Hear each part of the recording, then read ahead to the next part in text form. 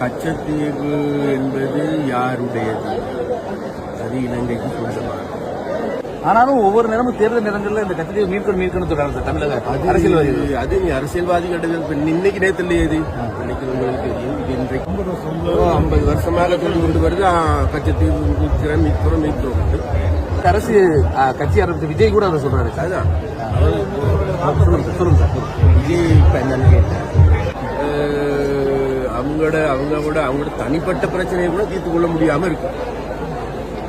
தனிப்பட்ட ரீதியாக குளறுபடிகள் இருக்கு. அப்ப நாட்டை சீர்படுத்த போறாங்களா இல்லையாங்கிறது தமிழ்நாட்டு மக்கள் இந்த தேர்தல் முடிவு செய்வாங்க. இது எங்கட நாடு, ஒரு தனி நாடு, சுயாதீனமான நாடு. அந்த சுயாதீனமான ராஜாங்கம் கிடையாது, அந்த ராஜாக்களும் கிடையாது, மீனவர்கள் தான் எங்களுடைய ராஜாக்கள். அப்ப அந்த வகையில நாங்க செய்யறது வேற. இந்த கடல் உங்களுக்கு அல்லது எனக்கு சொந்தமானதில்லை.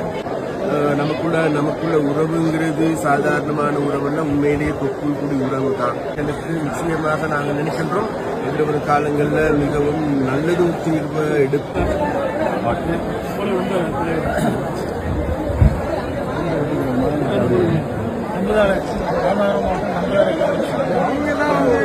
நிறைய பாதிக்கப்படுறது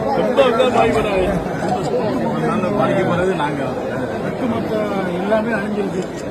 அழிவின் விளிம்பில் லாஸ்ட்டாக நம்ம பல கோடி இறந்தால் கோடி ரூபா மழையால் இதுவரைக்கும் நம்ம வேற அந்த கடல் அழிவு சார்ந்த எந்த தொழிலுமே நம்ம பண்ண மாட்டோம்.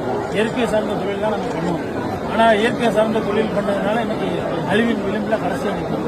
எல்லாரும் நீங்கள் இந்த தரப்பு பேசி இலங்கை நாட்டுப்புற மீனவர்கள் நம்ம இந்திய நாட்டுப்புற மீனவர்கள் சேர்ந்து எங்களுக்கு சுமூகமான சுதந்திரமான முடிவு எடுத்து நாங்கள் நினைக்கிறோம். அதனால நீங்களும் இருநாட்டு மீனவர் பேச்சுவார்த்தை கேட்கறாங்க. எப்போ நடக்கும் வெளிநாட்டு பேச்சுவார்த்தையை விட இன்றைக்கு முதல்ல நாங்கள் சொல்லிக்கொள்ளணும் என்னன்னு கேட்டால் இன்னைக்கு கச்சத்தீவு திருவிழா நடந்தது. அப்போ அந்த திருவிழா மிகவும் சிறப்பாக நடந்திருக்குது.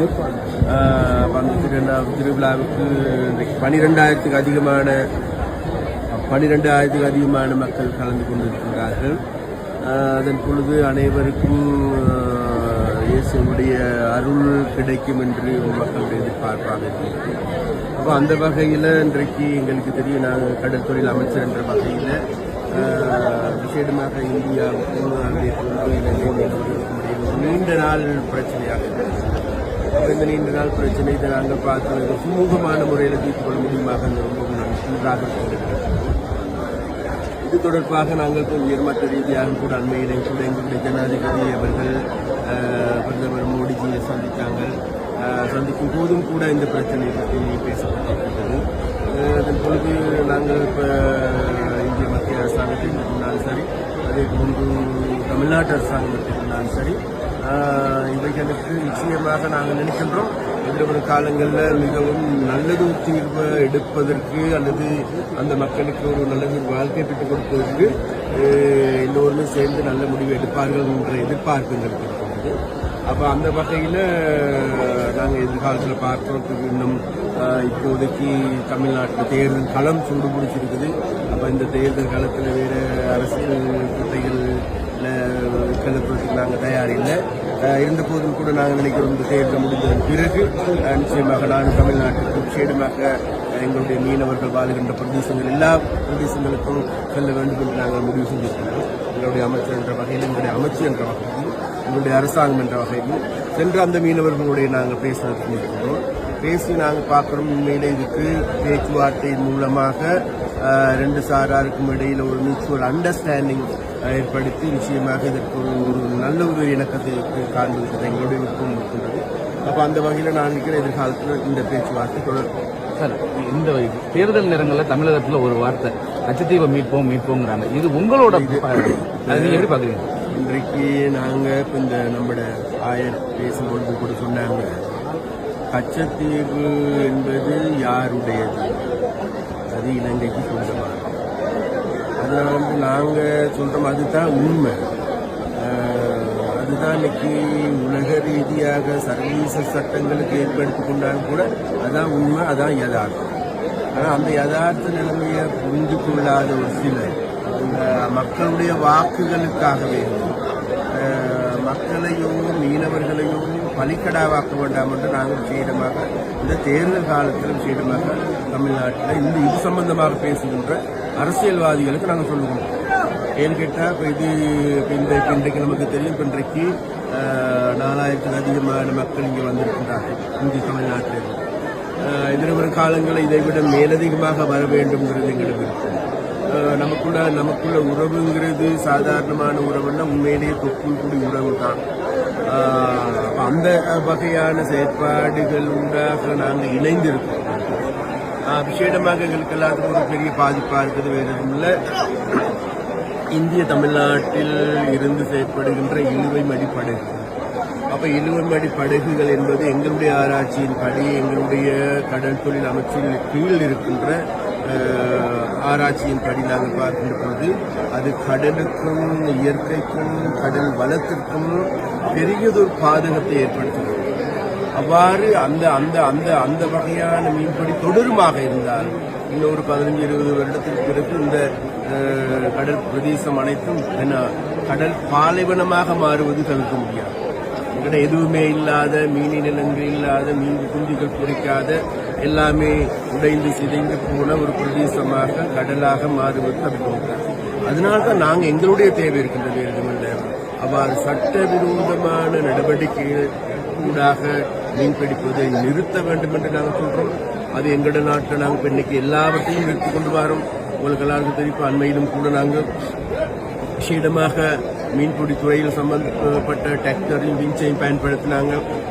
அதை நாங்கள் நிப்பாட்டி இருக்கிறோம். இப்போ எதிர்வரும் காலங்களில் எங்களுடைய தோழர்களை நிப்பாட்ட போகிறோம்.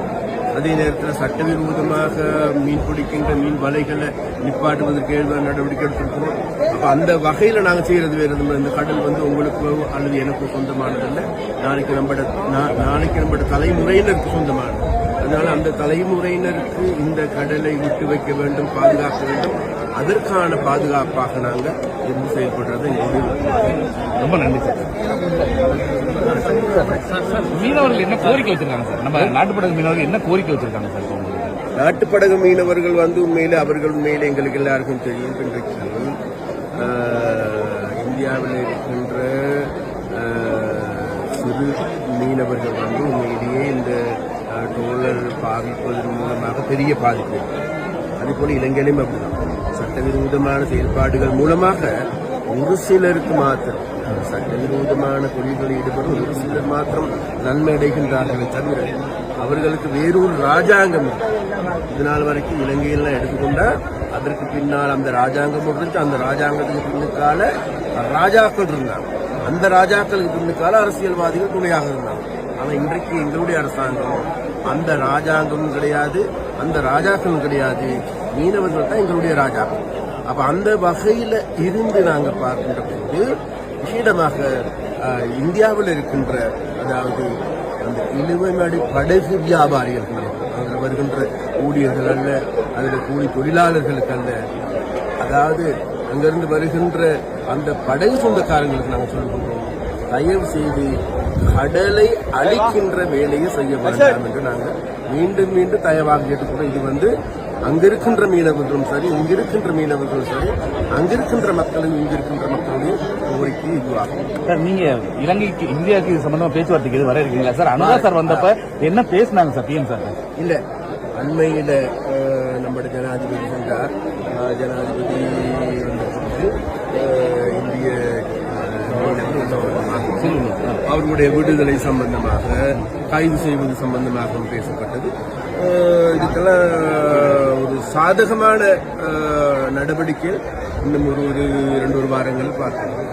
கச்சத்தீவு பகுதியில் மீன்பிடி உரிமையை பெற்றுத்தன இந்த பகுதியில் மட்டும் தமிழக மீன்பிடிக்கிறதுக்கான அது என்ன பாதிப்பை ஏற்படுத்தும் சார்? அதுக்கு நாங்கள் எப்படியுமே ஒரு உண்மை இருக்கு நம்பிக்கை. உங்களுக்கு சொந்தமான நிலத்துல உங்களோட பக்கத்து வீட்டுக்காரங்க சரி வேறு செய்யறது நீங்க விரும்புவீங்களா? விரும்ப மாட்டேன். நீங்க இப்ப தமிழ்நாட்டு மீனவர்கள் கேரளாவுக்கு போறாங்களா? இல்ல போகுது. பக்கத்துல இருந்து பாகிஸ்தானுக்கு போறோமா? இல்ல போகுது. பக்கத்துல கர்நாடகாவுக்கு போறோமா? இல்ல போகுது. கர்நாடகாவில் ஓடுற காவிரி அங்கையில ஓடுற தண்ணியை கொண்டு கொடுக்குறாங்களா? இல்ல. இங்க இருக்கின்ற மின்சாரம் அங்க போறதுக்கு தடை விதிக்கிறாங்களா இல்லையா? அப்ப அந்த வகையில் பார்க்கின்ற போது இது எங்கட நாடு, ஒரு தனி நாடு, சுயாதீனமான நாடு. அப்ப அந்த சுயாதீனமான நாட்டில் முதல்ல உரிமையாளர்கள் நாங்கள். அப்ப அந்த உரிமையாளர்களாக இருக்கின்ற நாங்கள் தேவையாக இருந்தால் இதில் ஒரு காலங்களில் எங்களுடைய மீனவர்கள் அது இந்திய அரசாங்கம் இருவரும் வேண்டுமென்றா கலந்து ஆலோசித்து இதுக்கு ஏதாவது மாற்று நடவடிக்கை எடுக்க முடியுமாக இருந்தால் அது சம்பந்தமாக உரையாடுறதுக்கு நாங்கள் இருக்கோம். ஆனாலும் ஒவ்வொரு நேரமும் தேர்தல் நேரங்களில் இந்த கட்சியை மீட்கணும் சொல்றாங்க தமிழக அரசியல்வாதிகள். அது அரசியல்வாதிகள் இன்னைக்கு நேரத்தில் இது இன்னைக்கு உங்களுக்கு தெரியும். இன்றைக்கு நேரத்தில் நான் நினைக்கிறேன் ஒரு 50-60 வருடங்களாக 50 வருஷமாக சொல்லி கொண்டு வருது கட்சி மீட்கிறோம்.